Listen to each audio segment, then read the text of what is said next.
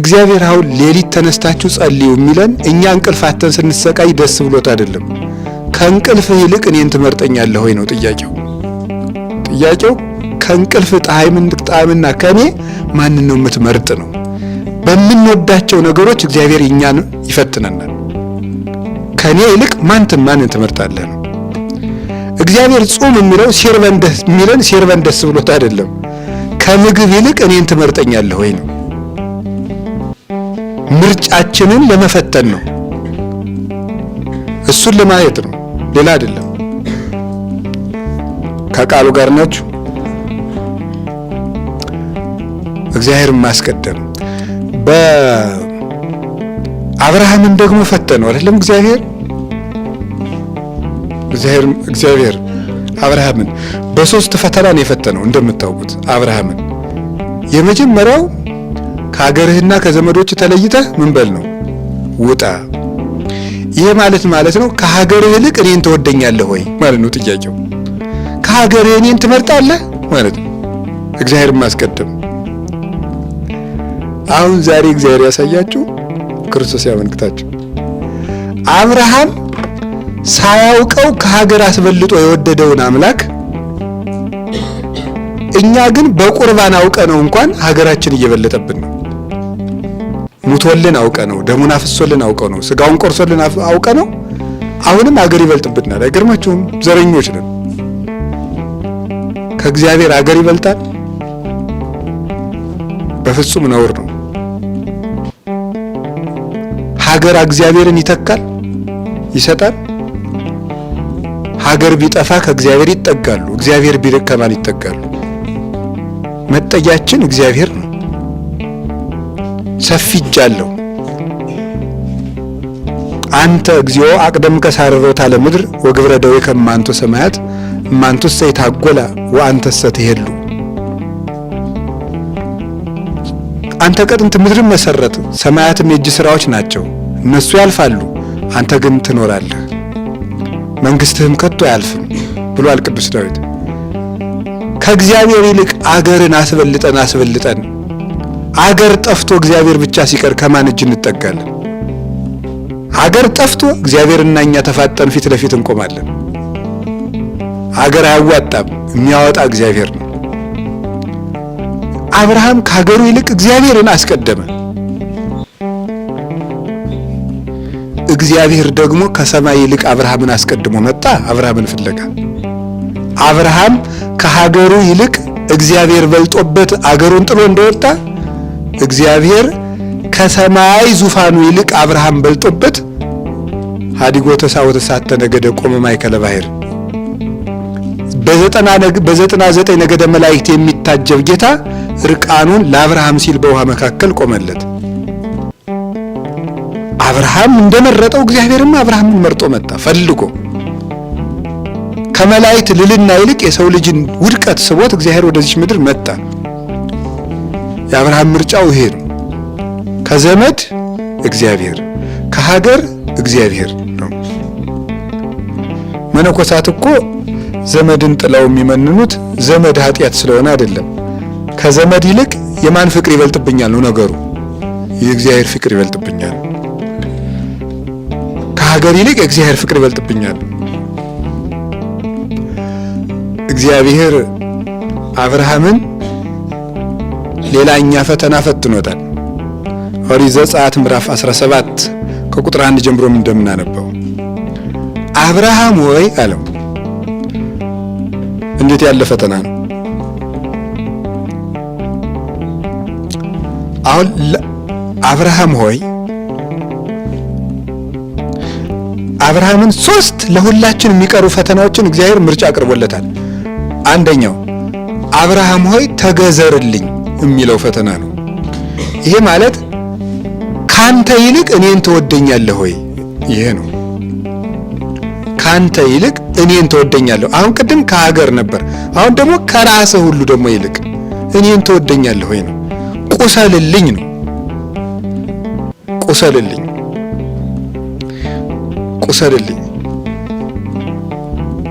ይህ ማለት እግዚአብሔርን ደስ ካለው ሞትንም እንኳን ቢሆን እንመርጣለን። ወይም ያለ እግዚአብሔር ከመኖር ከእግዚአብሔር ጋር መሞትን መምረጥ ማለት ነው። እሱ የማቴዎስ ወንጌል ምዕራፍ 26 ቁጥር 39 ላይ ወባይቱ ፈቃደ ዚአከ ለይኩን ወአኮ ፈቃደ ዚአየ ብሏል አይደል ጌታ። አባቴ ሆይ ይችን ጽዋ ከኔ ያሳልፋት አለና ነገር ግን ያንተ ፈቃድ ይሁን እንጂ የኔ ፈቃድ አይሁን አለ። ምን ማለቱ ነው? በሰማዕትነት የሚሞት ሰው ምንጊዜም ማረፍ ይፈልጋል። ባይሞት ደስ ይለዋል አንድ ሰው አይደል? ነገር ግን እግዚአብሔርን ደስ ካለው እሱ የሚመርጠውን እረፍት ወይም አለመሞት ሳይሆን እግዚአብሔርን የሚያስደስተውን ሞት ቢሆን መምረጥ አለበት ነው። እግዚአብሔርን ከማያስደስት ኑሮ እግዚአብሔርን የሚያስደስትን ሞት መምረጥ ይቻላል ነው ጌታ ማለት የፈለገው እሱ ነው እንጂ የእሱ ፈቃድ ከአብ ፈቃድ ልዩ ሆኖ እሱን አይደለም መናገር የፈለገው። ሰው ከሚወደው እረፍት እግዚአብሔርን የሚያስደስት ሞት ይሻላል ነው። ያንን ነው አብርሃም ሆይ ቁሰልልኝ አለው። ከራስህ ይልቅ ማቴዎስ ወንጌል ምዕራፍ 22 ከቁጥር 37 እስከ 38 ያለው ይሄ ነው። አፍቅሮ ለእግዚአብሔር አምላከከ በኩሉ ልብከ ወኩሉ ነፍስከ ወኩሉ ኃይልከ የሚለው እግዚአብሔር በፍጹም ልብ በፍጹም ስጋ ውደደው ማለት ከራስ በላይ ውደደው ማለት ነው። ከራስ በላይ ውደደው። ጌታም ሲናገር የማቴዎስ ወንጌል ምዕራፍ 10 ላይ ሲናገር የኔ ሊሆን የሚወድ ሰው ካለ ራሱን ይካድ ብሏል። ራሱን ይካድ የሞቱን መስቀልም ተሸክሞ ይከተለኝ። በዚህ ዓለም ላይ ከባዱ ይልቅ ከራስ ፍላጎት እግዚአብሔርን መምረጥ ነው። በጣም በጣም በጣም በጣም በጣም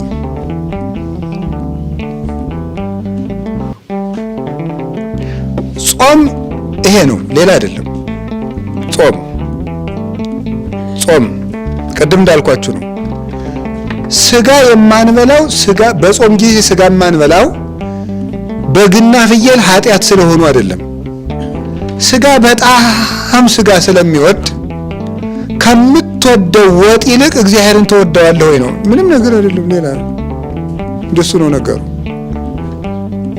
የምንወደውን ነገር በመተው እግዚአብሔርን መውደዳችንን ለመግለጥ ነው እንጂ ፍየልና በግ እነ ከብት እነ ዶሮ ኃጢአቱ ነው አይደለም የሚተውት።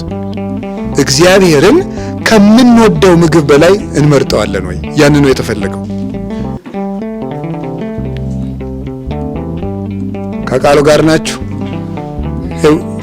ይሁዳ ከብር ይልቅ እግዚአብሔርን መውደድ አቃተው። ከ30 ብር ይልቅ መምህሩን መውደድ አቃተው። ተው ማለት ነው። አደገኛ ነው። ምርጫ ነው። ይችን የመምረጥ ጉዳይ ነው አይምሯችን። እግዚአብሔርን ማስቀደም ማለት ከራሳችን ይልቅ እግዚአብሔር መቅደም አለበት። አሁን ብታዩት ነገሩ ኃጢአት እየዘረዘርኩ ኃጢአት እንዳላስተዋውቃችሁ ብዬ ነው እንጂ ጉዳዩ ምንድነው? ችግራችሁ ይሄ ስብከት ራሱ በችግሩ ጊዜ ትዝ አለ ማለቱ ነው። የችግሩ ችግር ነው። ይሄ ስብከት ራሱ የዛ ጊዜ ትዝ አይለንም ማለት ነው። ሰበካ ጉባኤ ምናምን ትስ የሊቃውንት ጉባኤ የገዳማት ጉባኤ የምናምን ትስ ምናምን ተብሎ ስብሰባው ስታዩት ግን ውረድ እንውረድ አባይ ካለቱ የሞተው ሙቶ ታልቅስ እናቱ ነው። ፉከራ ነው ማለት ነው። ለምንድን ነው እንደዚያ የሚሆነው? ሁሉም ከእግዚአብሔር ይልቅ ማንን ስለሚያስቀድም ነው? ራሱን ነው። እንደው እግዚአብሔርን ማን ትዝ ይለዋል? ጨርሶም ትዝ አይለው። ደግሞ ማፈሪያዎች እኮ ነን። እግዚአብሔር በመካከላችን ይገኝልን ማለት እንዴ ፖለቲካ እኮ ነው የሚመስልናት። ኖር አይደለም እንዴ? እግዚአብሔር በመካከላችን እግዚአብሔር በመካከላችን ካለ እንደዚህ ይባላል እንዴ? ኖር አይደለም? እግዚአብሔር በመካከላችን ካለ እንደዚህ ይባላል? እንኳን እግዚአብሔር እያለ ትልቅ ሰው እያለ እንደዚያ ተብሎ ይወጋል? ኖር አይደለም? ሽማግሌ እንኳን ይቆጣኛል ይባላል እንኳን እግዚአብሔር። ትልቅ ሰው እኮ ራሱ እነገሌ እያሉ አንተ አታፍርም ይባላል ራሱ። እንኳን እግዚአብሔር እያለ እግዚአብሔር ሆይ በመካከላችን ተገኝ ተብሎ አባታችን ሆይ ተብሎ ሲያበቃ ከመንጻደቅ እኮ ነው መቅሰፍቱም። ልጅ እያለን ምን የመሰለ ቤት እንሰራ ነበር። የድንጋይ እንሰራና ከብቶች በዚህ ነው የሚገቡ ይባላል። ይሄ ደግሞ ያጎቴ መኝታ ነው። ይሄ ደግሞ ምናምንና ማታ ጨዋታ ፈረሰ አባይ ደፈረሰ ብለን አፈራርሰን ቤታችን እንደሱ ነው ይወቅ ስንሰራው ለን ስትፈጭ ውላ አቦካች ባተላ ማለት እሱ ነው። ጤፉን ፈጭታ ለፍታ ባተላ አቡክታው ቁጭ እንደሱ ነው። ርዕሳችን ምንድን ነው? ንገሩ እንጂ ምን አላችሁ? እግዚአብሔርን ማስቀደም ነው። የትኛውም ቦታ ላይ እግዚአብሔር ከኛ ይልቅ ማን ይቅደም ነው? አቤት! ከሀገራችን ይልቅ ማን ይቀድማል? ከኛ ይልቅ ማን ይቀድማል? እግዚአብሔር ይቀድማል። ከዚያ ደግሞ አብርሃምን እግዚአብሔር በምንድን ነው የፈታው? ልጅህን እረድልኝ አለው። አሁን ደግሞ ከልጅ ይልቅ ማን መቅደም አለበት ነው? እግዚአብሔር ይቀድማል። ከቤተሰብ ይልቅ፣ ከዝምድና ሀገር አመጣን፣ ራሳችንን አመጣን። ከዝምድና ይልቅ አብርሃምን እግዚአብሔር በምርጫው ፍቅሩን እንዲገልጥ ፈልጎ ነው እንጂ እግዚአብሔር የአብርሃምን ልጅ ደም ይፈልጋል? እግዚአብሔር የአብርሃምን ስደት ያተርፍበታል? እግዚአብሔር የአብርሃም ደም በግዝራት ሲፈስ ምን ያደርግለታል? እግዚአብሔር አብርሃም ካለው ነገር ሁሉ በላይ እግዚአብሔርን መምረጡን የመግለጫ እድል ነው። ይሄ በኦርቶዶክሳዊ ተዋሕዶ ቤተክርስቲያን አስተምሮ ሊቃውንት እንደሚገልጹት መከራ ለክርስቲያኖች የሚቀርብላቸው ከሁሉም ነገር ሁሉ በላይ እግዚአብሔርን የመምረጫ እድል እየተፈጠረላቸው ነው ይባላል። መምረጫ እድል። ሜዳ ባይኖር ሩጫ የለም፣ ሩጫ ከሌለ መቅደም የለም፣ ካልቀደሙ ደግሞ ሽልማት የለም። ያለ ትግል ድል፣ ያለ ድል አክሊል የለም እንደሚባለው ማለት ነው። ስለዚህ እግዚአብሔር ለእያንዳንዳችን እንደ መጠናችን ፈተና እንዲዘጋጅ ዝም የሚለን እሱን መምረጣችንን የምንመሰክርበት እድል እየሰጠን ነው። እግዚአብሔርን እንደምንወደው ልናሳየው ነው። ቅዱስ ጴጥሮስ የጸሎተ ሐሙስ ዕለት ማታ ጌታ የፈተነው ከብርዱ ይልቅ ማንን መምረጥ ነው? ከዚያች እግዚአብሔር እንዲመር ነው። ከዚያች የሰዓት ሙቀት ይልቅ እስመ ብዙ ቁራ ለኢቲ ሌሊት፣ በጣም ከባድ ብርድ ያለበት ሰዓት ነው። እሳት ነደደችለት እዶ ሞቅ ሞቅ እያለ ኢየሱስን ታውቀዋለህ ተብሏል። እኔ አላውቀውም። እሳቱ አበለጠችበት ማለት ጌታ የፈለገው ከዚያች ከምትጣፍጥ የብርድ እሳት ይልቅ ጴጥሮስ ሆይ ኢየሱስ ክርስቶስን ትመርጣለህ ሆይ። ልክ እንደ ቅዱስ ጴጥሮስ የብርድ እሳት ብዙ የሚጣፍጡ ነገሮች ይቀርቡልናል በየጊዜው። ከነዚያ ይልቅ ክርስቶስን የመምረጥ እድል ነው፣ የመምረጥ ችሎታ ነው። ክርስትና ሃይማኖት ማለት እንደሱ ነው። እሱን መምረጥ መቻል። እግዚአብሔር የሚመርጥ ልብ ይስጠን፣ የሚመርጥ ልብ ይስጠን። ርዕሳችን ምንድን ነው? እግዚአብሔርን ማስቀደም ነው። ቅዱስ ጳውሎስ አንደኛ ቆሮንቶስ ምዕራፍ 15 ላይ ለምን በየቀኑ ሞታለሁ ብሎ ተናግሯል። ምን አልኳችሁ? ክርስቶስ ካልተነሳማ እኔ በየቀኑ ለምን ሞታለሁ ይላል። እስኪ አንድ ጥያቄ ጠይቃችሁ፣ ቅዱስ ጳውሎስ በየቀኑ ሞቶ ያውቃል? አልሞተም። በየቀኑ ክርስቶስና ኃጢአት ለምርጫ ይቀርባሉ ማለቱ ነው። ስለዚህ በየቀኑ ማንን ይመርጣል ማለት ነው? ቅዱስ ጳውሎስ ክርስቶስን እየመረጠ ይኖራል ማለት ነው። በቃ የሰው ልጅ በሃይማኖት ጸና ማለት እግዚአብሔርና ኃጢአት በየደቂቃውና በየሰዓቱ እየቀረበለት እግዚአብሔርን እየመረጠ ሲጸና ነው አመነ የሚባለው ማለት ነው። እግዚአብሔርና ገንዘብ፣ እግዚአብሔርና ሹመት፣ እግዚአብሔርና ደስታ ለምርጫ ይቀርባሉ። እግዚአብሔርን የመረጠው ሰው በሃይማኖት ጸና ይባላል። እንደሱ ነው። ርዕሳችን ምን ሆነ? እግዚአብሔርን ማስቀደም። ኦሪት ዘጸአት ምዕራፍ 13 ላይ ምን የሚል ቃል አለ? በኩሩን ሁሉ ለእኔ ለይልኝ አለው እግዚአብሔር። ኦሪት ዘጸአት ምዕራፍ 13 ቁጥር 2 ላይ የበኩሩን ከእስራኤል የተወለደው ወኩሉ ተባይት ዘይፈት ማይጸነ እምሰብ እስከ እንስሳ፣ ከሰው እስከ እንስሳ ድረስ የእናቱን ማህፀን መጀመሪያ የሚፈታው በኩር ሁሉ ለእኔ ሊሆን ይገባል አለ እግዚአብሔር። ለእኔ ሊሆን ይገባል። መጀመሪያ የተወለደውን ከብትም ሰውም ለእኔ ስጡኝ አለ እግዚአብሔር። ለእኔ ስጡኝ ምን ማለቱ ነው መሰላችሁ? እዚህ ውስጥ እግዚአብሔር ሊያስተምራቸው የፈለገው ምንድን ነው? የመጀመሪያ ልጃችሁን ለእኔ ስጡኝ ማለት በየትኛውም ሁኔታ ትልቁን ነገር መጀመሪያ ለማን ስጡኝ ነው? ለእኔ ስጡኝ ነው። በሁሉ ነገር እኔ ልቅደም ነው ማለት የፈለጉት። በኩሩን ለእኔ ስጡኝ ማለት የትም ቦታ እኔን አስቀድሙኝ ነው። ትርጉሙ ይሄ ነው ባጭሩ። የዚህ ጥቅስ ትርጉሙ የትም ቦታ መቼም ቢሆን እኔን አስቀድሙኝ፣ መጀመሪያ እኔ ልቅደም ነው።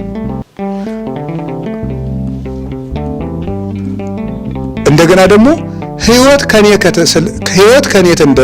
ከኔ እንደተገኘ መልሳችሁ ሕይወትን ለኔ ስጡኝ ማለቱ ነው ብለው የሚተረጉሙም አባቶች አሉ።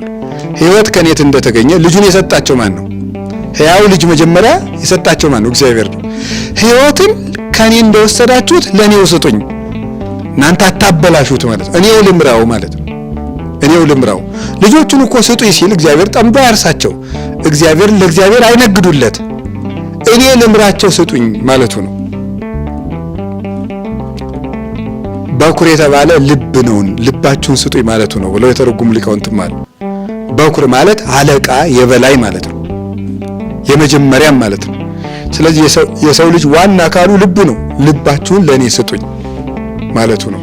ልጄ ሆይ ልብህን ስጠኝ የሕይወት መውጫ ከሱ ነውና ይላል የመጽሐፈ ምሳሌ ምዕራፍ 4 ላይ ሲናገር፣ ልጄ ሆይ ልብህን ስጠኝ የሕይወት መውጫ ከሱ ነውና። ስለዚህ እግዚአብሔር በኩር ስጡኝ በሚለው ርዕስ እስካሁን ያልኳችሁን ነገር ሁሉ ነው ጠቅሎ የተናገረ። መቼም ቢሆን እኔን አስቀድሙኝ ነው። ስታገኙ እናንተ ሳትበሉት መጀመሪያ ለማን አምጡ ነው? ንገሩኝ እንጂ ለእኔ አምጡ ማለቱ ነው። ኤልያስ ከዚያች ድሃ ቤት ሲሄድ እባክሽ መጀመሪያ ለኔ ቂጣ ጋግረሽ አምጪልኝ፣ ለአንቺና ለልጅሽ ደግሞ በኋላ ትጋግሪያለሽ ብሏታል አይደል? ኤልያስን ያህል ጀግና ረሃብ አቅቶት መሰላችሁ? በፍጹም አይደለም። መጀመሪያ ለእግዚአብሔር አምጪ እያለ ነው እንጂማ መጀመሪያ ቀን እንዴት ረሃብ እንደሚችል አላያችሁትም እንዴ? ኤልያስ እግዚአብሔር የሰጠውን አንዳንድ እግር ስጋ እየበላ እግዚአብሔር ያፈለቀለትን ውሃ እየጠጣ ሰውና ከብቱ በረሃብ ሲያልቅ ኤልያስ ቁጭ ዝም ብሎ የፍጡር ጠባይ። ኋላ እግዚአብሔር የራሱን ምግብ ካላስቀረበበት ይሄ ሰው የሰው ረሃብ ትዝ አይለውም ብሎ ምግቡን ማስቀረበት ውሃን ማስቀረበት ምግቡን ወዲያ የለም ቋኑ ይፈይቶ ለቋ ደግሞ ለቁራም የቁራውን በድ ያለበት እንደ እያለ ይወጣ ቢይ የለም ውሃይቱም ይደፋ አልቀት። እኔ ኤልያስማ ለምግብ አልሯሯጥም ብሎ ቁጭ። አይገርማችሁ? ቁጭ ደግሞ በራብ ሊያልቅ አይደል ብሎ እግዚአብሔር ነው የመጣ። በሊድ በዚያ በሰራምታ አንዲት ሴት አለች፣ እሷ ታበላለች፣ ሂድ ወደዚያ ያለው። ኤልያስ ግን ንቅንቅ አላለም፣ ቁጭ ነው ያለው። ታዲያ ምግብ ፍለጋ ያልተሯሯጠው ኤልያስ ሴትዮቱን ሲያገኛት ፊት ለኔ ጋግሪ ያላት ምንድን ነው? መጀመሪያ ለእግዚአብሔር አንጭ ማለት ነው። መጀመሪያ ለእግዚአብሔር ኋላ ለእናንተ። ሰው ሁሉሳ ደግሞ ዛሬ ምንድን ነው የሚያደርገው? ሰርቆም ቀጥፎም በልቶ በልቶ በልቶ በልቶ በልቶ በልቶ በልቶ በልቶ በልቶ በልቶ በልቶ በልቶ በልቶ በልቶ በልቶ በልቶ በልቶ በልቶ በልቶ ደም ግፊት ሲይዘው ወደ እግዚአብሔር ይመጣል። በቃ እንደዚህ ነው። አይገርማችሁ? ሰው እንደዚህ ነው ማለት። እግዚአብሔር ግን ምንድን ነው ያለው? መጀመሪያ ወደ እኔ ና ነው ያለው። እስኪ በሉ መጀመሪያ ወደ እኔ ና በሉ። መጀመሪያ ወደ እኔ ና ነው። መጀመሪያ ከእግዚአብሔር ጋር አሁን መጀመሪያ እግዚአብሔር 5 የገብስ እንጀራ የያዙ ደቀ መዛሙርት ነበሩ አይደለም? ታዲያ ጌታ ምንድን ነው ያለው? በኔ እየቆረስክ ስጥ አላለም። ምንድን ነው ያለው? መጀመሪያ ወደ ማን አምጡት ነው ያለው? ወደ እኔ አምጡት 5ቱን እንጀራ ነው ያለው።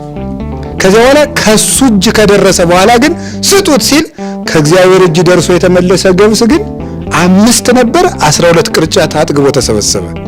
እግዚአብሔር እጅ ደርሶ የመጣ ነገር ነው የሚበረክተው የሚጠቅመው። ሰው ግን ያገኘውን ነገር ራሱ ይጨረግደዋል፣ እዚያ እሱን ደግሞ ሆዱን ይጨረግደዋል። ችግሩ እሱ ላይ ነው። እውነት ለመናገር ወደ እግዚአብሔር ነው ሰው መጀመሪያ መምጣት ያለበት። በልቶ ሲጨርስ ሰርቆም ቀጥፎም ዋሽቶም ከስርቆቱ የጠረፈውን ነው 50 ሺህ ብር ለቤተክርስቲያን መሰራ 100 ሺህ ብር የሚለው ከሌብነቱ የተረፈውን ነው። መጀመሪያ ከንጹህ ገንዘብህ ለእግዚአብሔር አምጣ። ከቃሉ ጋር ናችሁ? እግዚአብሔር ከሁላችን ጋር ይሁን።